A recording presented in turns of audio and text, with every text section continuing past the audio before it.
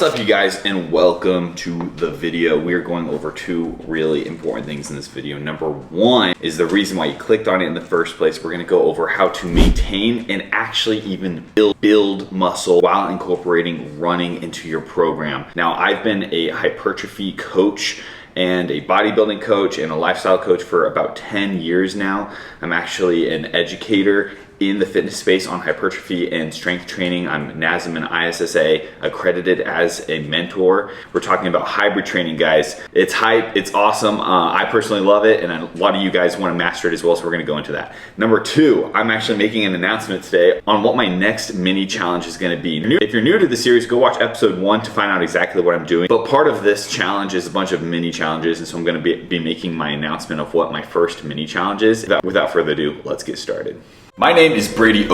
I'm a men's physique athlete, a coach, a mentor, a business owner, and my life motto is be uncommon. Welcome to my new series, From Stage to Summit, as I not only try to maintain top bodybuilding shape, but also dive into a hybrid style of training that is going to transform my body into a mountain athlete that I need to be in order to trek for 2 weeks through the Himalayas to the base camp of Mount Everest.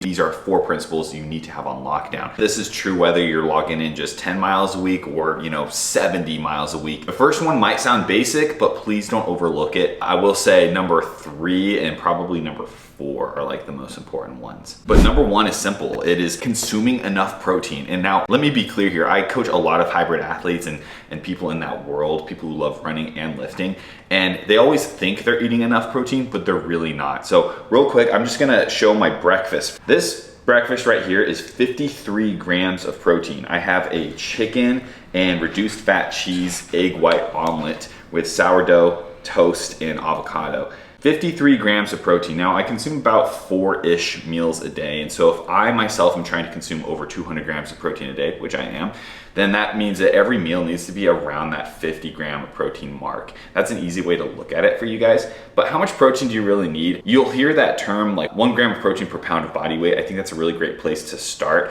What actually happens though, and this is the mistake I see often, is guys will essentially eat high protein sometimes, but not consistently every single day. As soon as the weekend comes around, now they don't care about protein anymore. Or maybe it's only like a few days a week type of thing.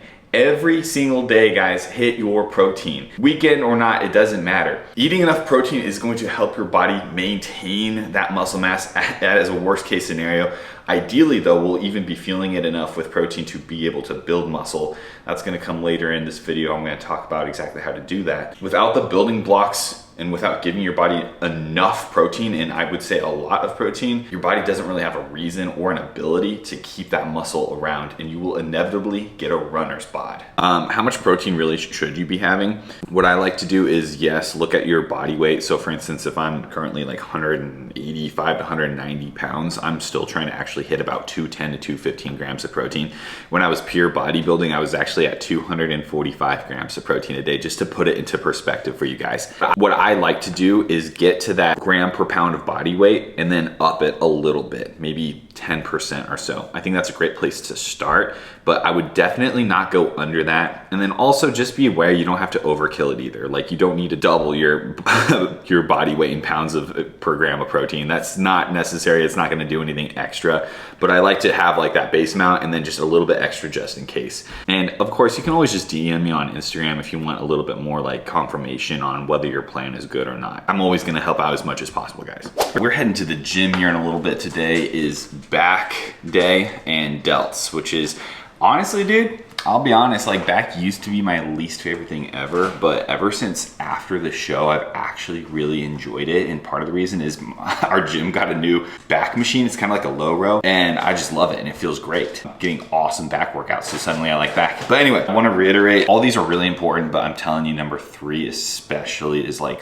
the most important. We're gonna move on to number 2. We're gonna talk about supplements, because supplements actually can have a huge impact on whether you maintain or even build muscle while running in your program or not, because what we're trying to do is stay in a net positive protein synthesis and trying to give our body every reason to not basically burn our muscle mass. So I would say the most important things It's gonna start with this. This is an EAA product. I use BPN because obviously I'm with BPN, and actually you can use code OAK on any BPN products for the rest of the month of June. After June, I think it's gonna cut off, so use it while you can. This is called Recover. Other companies have other products similar. It's an EAA though, essential amino acids. The simplest way to explain this is a pre-broken down protein source. So this is something you can take intra-workout while you're training in the gym, and it's going to replenish EAAs into your system immediately. Very fast digesting, very easy to drink and to digest during your workouts. And so this is gonna keep us in a net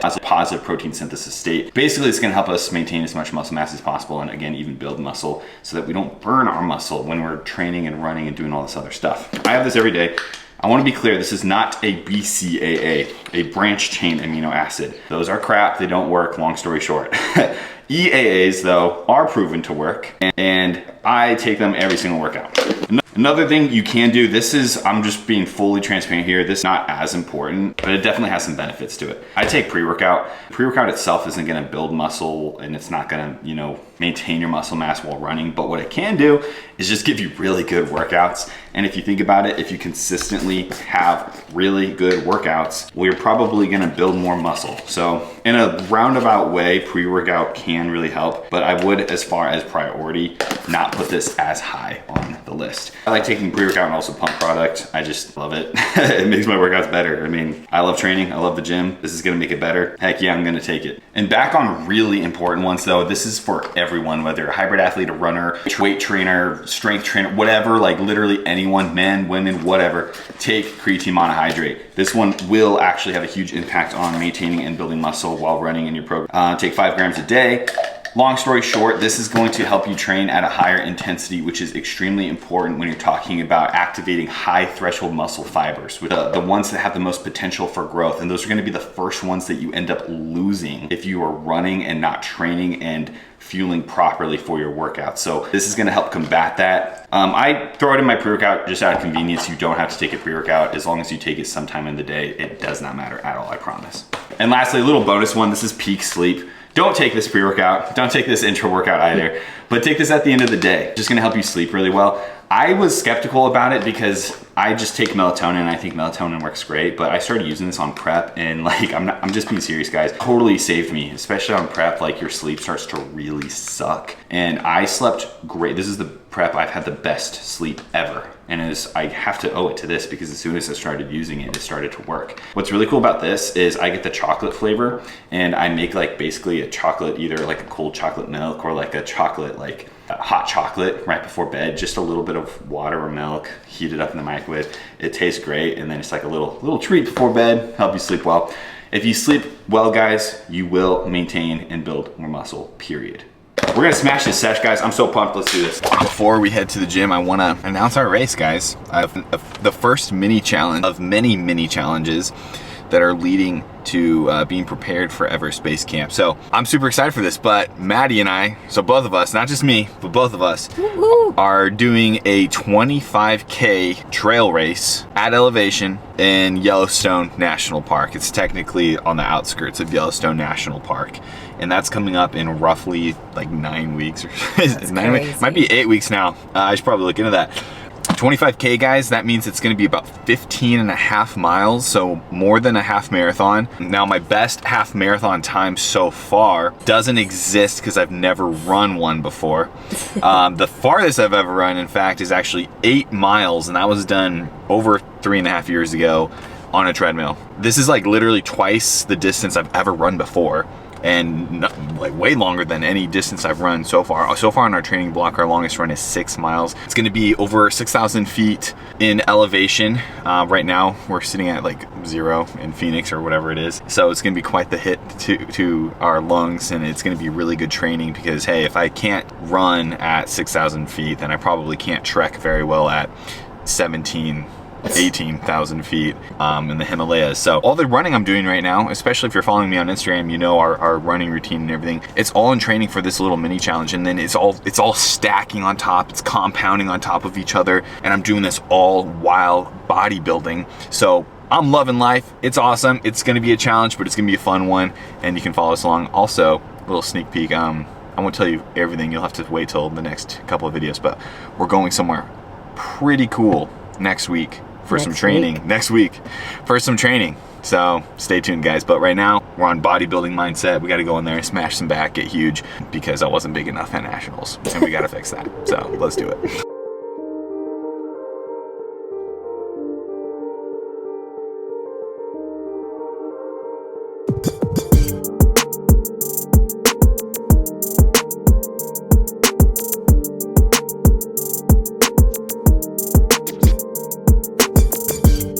Here's number 3, guys. This one's the most important one, so listen up and let's smash this session. This is the most important part of the entire video. Grab your popcorn, take some notes, because this is big. And we're talking about programming, how you're structuring your fitness program, your hybrid style program, in order to improve at different modalities of fitness. And hybrid training is so much fun, but it is tricky. And this is why a lot of hybrid athletes get into the style of training that they love within the hybrid world, but never actually see the full results that they want to see. I notice a lot of times guys will get better at running, they'll get faster, they'll build up their endurance for long distances, but very rarely do we see hybrid athletes that are actually maintaining and even building muscle mass. It's easy to look at some of these guys and think that they have a lot of muscle mass simply because they have good ab genetics and they're lean, but don't let that confuse you with actual muscle mass. Big shoulders, big arms, a wide back, a V taper. These are big differentiators that you see in some hybrid athletes, but not a lot, because they end up getting into kind of like the runner bod, and we don't want to do that. We want to maintain and build as much muscle mass as possible. So no matter what sport you're in, whether it's endurance, whether it's hypertrophy, strength training, the most important variables within training are going to be intensity and volume. Now, we can quantify intensity within these different modalities of training this way. For instance, hypertrophy, when we're talking about intensity, we're talking about, you know, it being a measurement of effort. We're essentially talking about how close to failure you get during a set. That is the easiest way to quantify intensity when it comes to hypertrophy. If we're talking about intensity, aka effort, within the endurance world, we're usually referring to how fast we're running or our heart rate. For instance, zone 1 and zone 2 are going to be low intensity, while zone 4 and zone 5 being your VO2 max, is going to be very, very high intensity. Now, moving on to volume, the second most important thing when it comes to training, the way that we can quantify volume would be, for instance, for hypertrophy, the amount of hard working sets per muscle group per week that you are doing. Now, for running, the easiest way to quantify volume would be either weekly mileage or how much time you spend running. So we have the volume, which is like the amount of workload that you're doing, and then you have intensity, which is the amount of effort that you are putting into that amount of workload. Hopefully you're sticking with me. Now, this is the most important part you're gonna hear today, the SAID principle, the S-A-I-D principle. This stands for specific adaptations to imposed demands. This is a physiological rule that all humans live by. Basically, whatever stimulus you throw at the human body, it will adapt to that stimulus. So, for instance, if you start running, don't get surprised when you start getting better at running. Your body will adapt, your muscles will improve and become more efficient, your lung capacity, all those things will improve slowly over time, because that's the stimulus you're giving it, and that's the stimulus you're going to get better at. Similarly to hypertrophy, if you are training to get bigger muscles, you will eventually get bigger muscles. That's how it works. Now, these two things, building muscle and getting better at endurance, are on opposite side of the spectrums, and they definitely combat with each other. If anyone tells you that you can optimize both of them at the same time, they are lying to your face. Hybrid style training is not optimal in any one direction. It is trying to find the best of both worlds and improve at them, but it is tricky and it is hard, and that is just the straight up truth. Now, I love it, and so do many others, and that's why we do it, but if you're trying to be the best bodybuilder in the world, you should not be running straight, period, the end. So the way that we can balance it, though, and still get the best of both worlds is balancing this intensity and volume game that we're talking about here. For instance, if you're trying to build and maintain muscle mass while also running, you cannot have your running and intensity volume higher or more of a priority than your hypertrophy slash bodybuilding intensity and volume. You cannot run 100 miles a week at a zone 3, zone 4 and bodybuild twice a week and expect to somehow become a great bodybuilder and build muscle. It's not how it works. So this is what you're going to do instead. You're going to prioritize your hypertrophy training. You're going to hit the gym at least 4, I would recommend, days a week, maybe even up to 6, although you might run into some recovery issues there around 6. Making sure that you're hitting enough volume at enough intensity. Now, my general recommendations, and this is general, so there's a little bit of wiggle room in both directions of more or less here. You should probably be hitting somewhere in the ballpark of 15 to 20 hard working sets per week per muscle group that you're trying to focus on. And at an RIR, or reps in reserve, basically how many reps you have until you reach muscular failure, again a measurement of intensity here, of 0 to 3, meaning you're either training to muscular failure or pretty close to it. You know, you have a few reps left in the tank before you reach true muscular failure. If you are hitting that amount of volume at that intensity, you are already in a great place to maintain and maybe even build some muscle mass. Now, with that established, we will then secondarily move on to the endurance side of things, the volume and intensity within our running program. Currently, I'm on a pretty low volume and a low intensity running program. The max miles I've been at so far is 14. That will definitely go up though. I will eventually be hitting 20, 30, maybe even 40 or more miles per week. My intensity though, I am always going to try to keep my intensity low. I am almost entirely running in zone 2 with the occasional zone 3 run. Pretty much at no point in my training am I going to move on to zone 4 or zone 5. I have no purpose for that, especially with my bodybuilding goals. So if you were trying to maintain and build muscle mass, already establishing your hypertrophy program, I would highly advise that your intensity on the running side of things is low. Volume wise, this is when it gets really tricky because I don't have an exact number or volume range that's going to be optimal here. Everyone's going to be a little bit different, and it mostly comes down to your recovery. Because the intensity of the running is already pretty low, your chances of recovery are pretty high. But how much volume you can handle on the endurance side and still recover, including the hypertrophy program, is going to be very personalized. So for you, what I would do is probably start with a low to moderate amount of mileage. Maybe this is 5 miles a week, maybe this is up to 20, and do that for a while. If you're running 20 miles a week, zone 2, maybe a tiny bit of zone 3, and doing all of that high intensity, high volume bodybuilding work, and you are recovering, well then great. This is amazing. First of all, you're primed and ready to build muscle or at least maintain muscle, especially if you're doing the other things we're talking about in this video. But also that means that you could probably push the volume a little bit higher on your running. If you get to the point where you're running 50 miles a week or maybe even more, and now your recovery is starting to struggle, at that point you know that something's got to change. You're either going to have to make that sacrifice and pull back on your intensity and volume on the bodybuilding side of things, which I would probably recommend you don't do in this situation, or you're going to have to sacrifice some of your weekly mileage and volume in that regard. Again, this is very personalized though, and something that you're going to have to experiment with. But as long as you understand that, then we are good to go here and move forward. All the other things in this video is to back up this important truth, the said principle that whatever you throw at your body, you will adapt to. And so we want to make sure that we are basically telling our bodies in a sense that, hey, we're actually trying to build and maintain muscle mass here, not just get better at running, and then try to get away with as much running as we can. That is the big secret, and that's how you program to be a hybrid bodybuilder. But we're not done yet. We still have a fourth, so let's go on.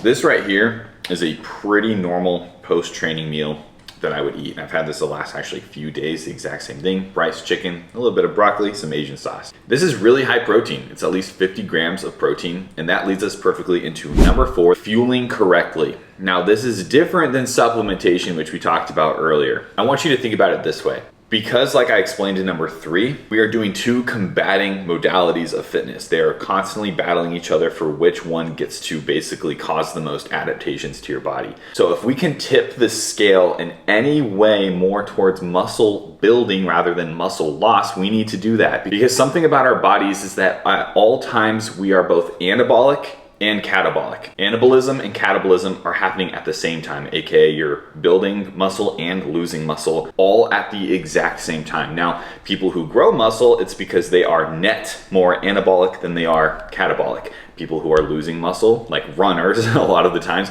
they are net more catabolic than they are anabolic. So if we can tip the scale to being more anabolic, we need to take advantage of that because this is top priority. So fueling correctly comes down to really a couple of different things. Like, what are you doing in your pre-training meal? And what are you doing in your post-training meal? And what are you doing in the time in between? It's the biggest mistake I see in a lot of hybrid athletes. You need to have a pre-training meal. This needs to consist of carbs and proteins for sure, non-negotiable. Post-training, what are you doing? You need to also consume high protein and carbs. If you go too long post-training without fueling your body with protein, you're not giving yourself and your body what it needs in order to regenerate and regrow and replenish all that lost glycogen, as well as give your body the tools necessary, because you just stimulated muscle protein synthesis, but then you're not giving your body any protein to do anything with it. It's terrible.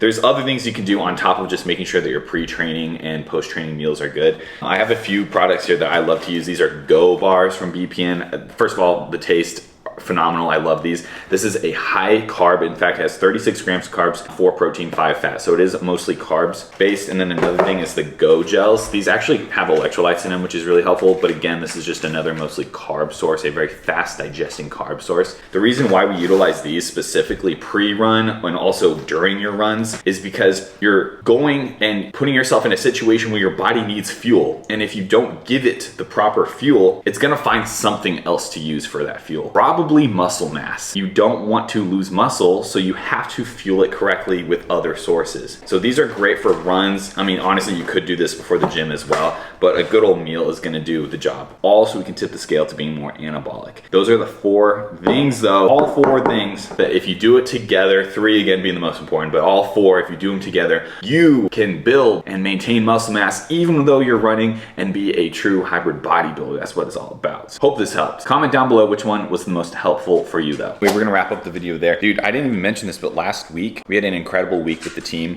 In fact, we had one of my first time competitors. He did great. He placed top 5 in all 3 of his classes. We had another guy win an overall. One of Devin's guys also placed top 2 in all of his classes. All 3 of them first time competitors, all 3 of them natural. Incredible. I have a guy competing next week, and then I have about 8 guys competing the week after that. And then 2 weeks after that, we have a big team show where we have about a dozen guys competing. Team Chua is crushing it right now. Shout out to all of them. And I'm gonna definitely keep you guys posted on how everyone does for the team shows. That all being said though, thank you so much for watching this video. I'm just loving the style of training. I hope that this video helped you, and if it did, make sure to give it a like. But that's all, you guys. Stage to Summit, episode 3. We are out of here. We'll see you in the next one. Be uncommon and peace out.